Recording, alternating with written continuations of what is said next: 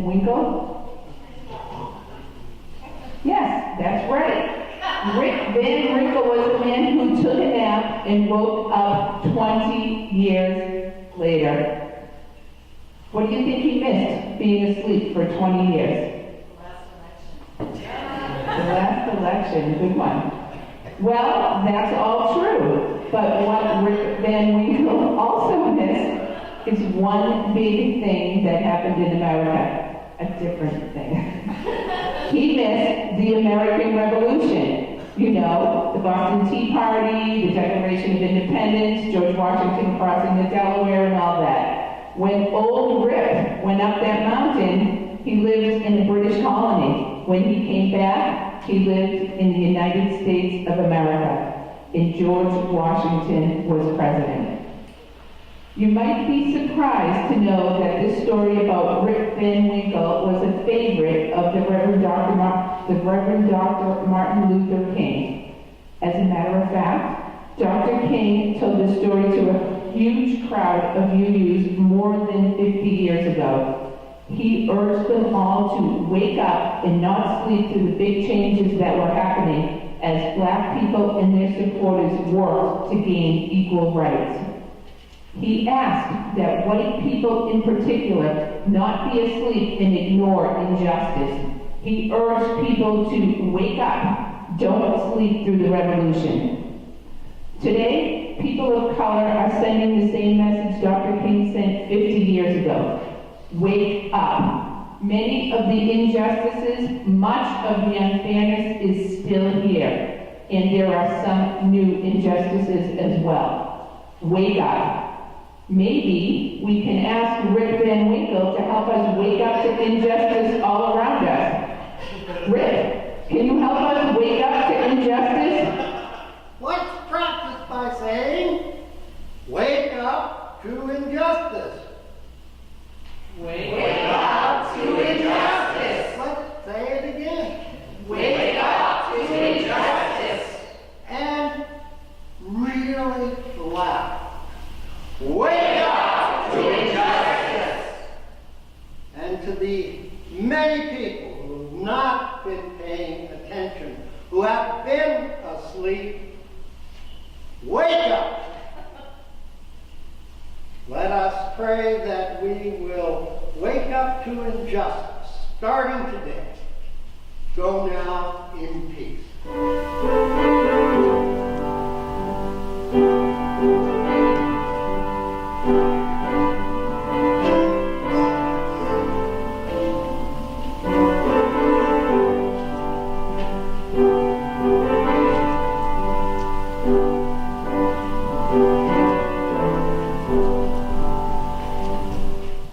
It's very hard to tell what truth is these days. Never has there been a time when there's been so much debate about truth and untruth.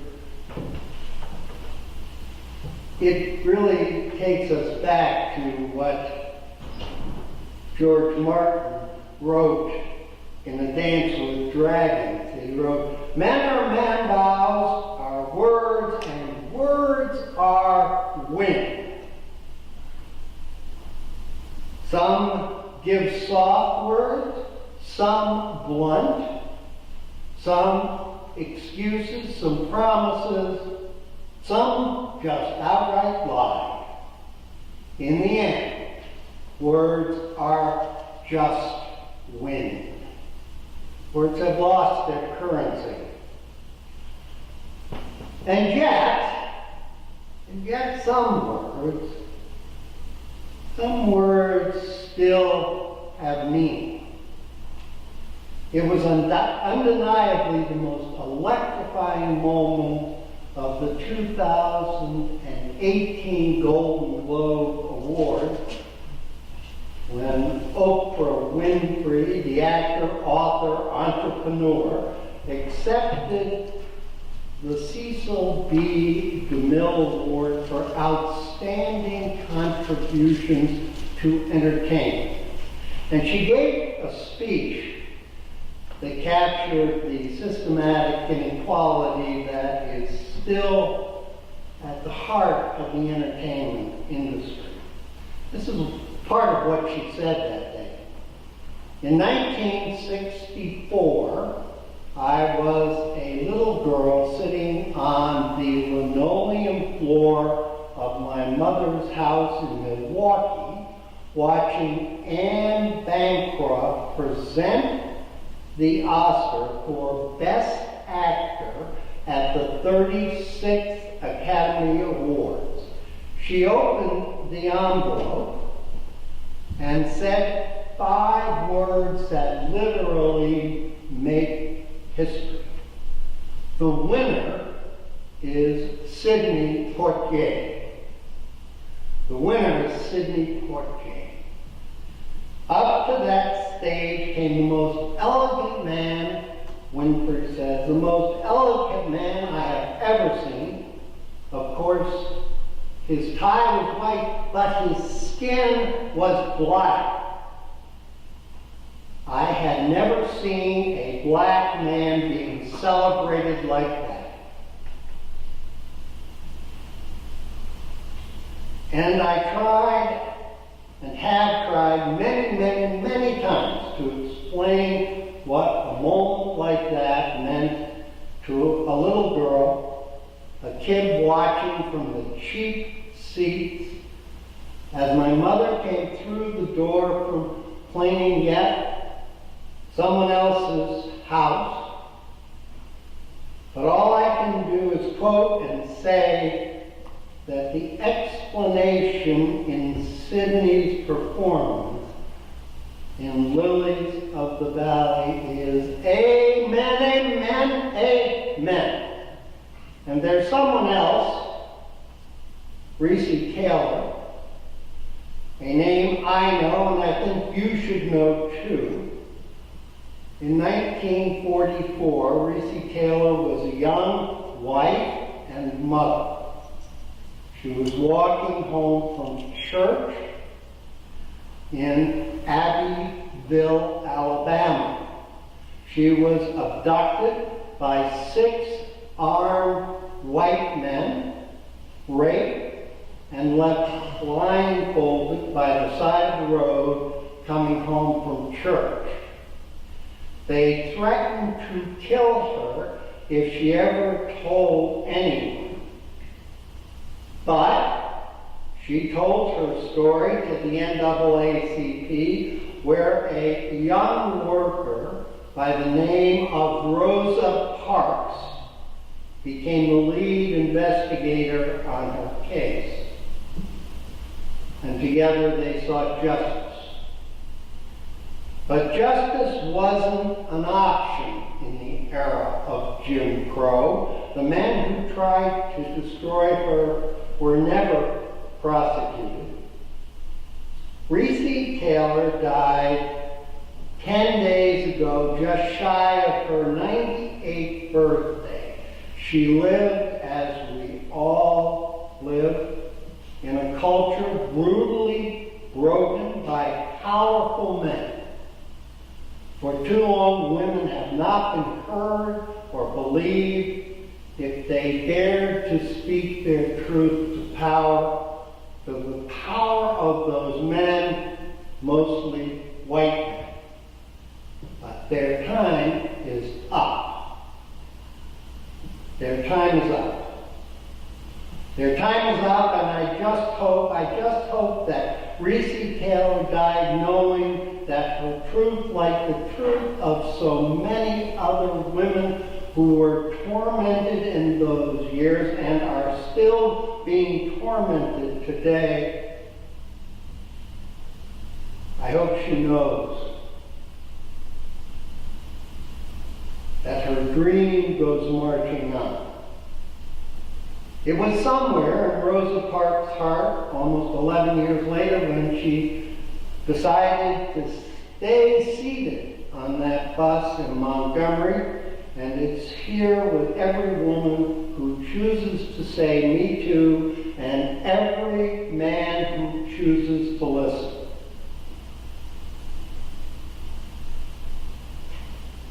In my career, I've tried to be honest about how people live. But what I want tonight is for all the girls watching to know here and now that a new day is on the horizon. And when that new day finally dawns, it will be because a lot of magnificent women and some pretty phenomenal men fighting hard to make sure that these young women and girls become the leaders who take us to the time when no one ever has to say, "Me too," again. As Oprah showed, sometimes words are more than wind.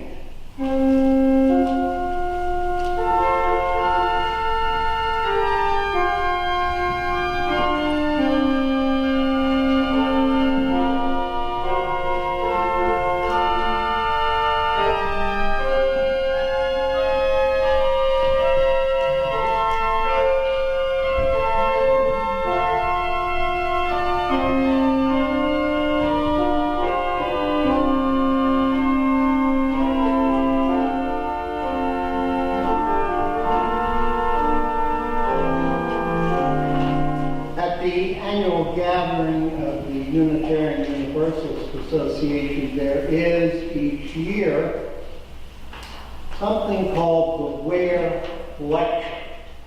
It is a major event that calls some of the greatest voices in the United States to speak to the delegates.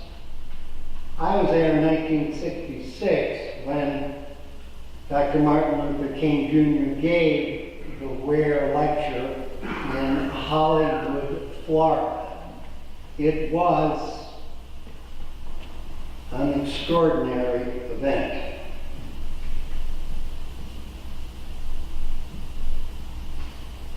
His message was, we need to wake up and stay woke.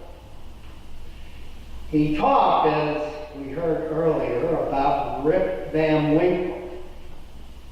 We do remember that Rip Van Winkle slept for 20 years when he went to sleep on the hillside. The sign on the inn had a picture of George Washington, but when he had gone to sleep, it was King George III of England. King went on to say, there is nothing more tragic than to sleep through the revolution. And there can be no gainsaying the fact that a social revolution is taking place in our world today. We see it in other nations, in the demise of colonialism. We see it in our own nation, in the struggle against racism, nationalism, and discrimination. And as we notice this struggle, we are aware of the fact that a social revolution is taking place in our midst. A friend of mine, Kate Landis, a Unitarian minister, commented on this several years ago, speaking on Martin Luther King Sunday. She was remembering that back in 1964, the annual conference of Reformed rabbis was interrupted by an urgent telegram from Dr. Martin Luther King Jr. He needed them in St. Augustine, Florida, to battle to end segregation. He said it was being lost, and he needed their solidarity. why a Black Baptist minister from Georgia was calling up to New Jersey to a gathering of Reformed Jews to come and help may seem a mystery. And by the way, 16 of those Jews headed immediately to Florida to be spit on, cattle prodded, and arrested. Why did Dr. King call, and why did the rabbis respond? The civil rights activists felt isolated. They felt alone. They felt that no one ever noticed their dangerous work. They wanted backup. That's why they called. They wanted backup. They wanted someone, some group of people to acknowledge that they existed. They called rabbis. They called Unitarian Universalists and Catholics. And they even called the freedom activists in South Africa and in India. They reached out to every connection. And Dr. King said, I need you. Because when they were out of resilience, they had to find their allies. Now, the theological trenches may be deep between Reverend Martin and many of the other religious folk who gathered with him.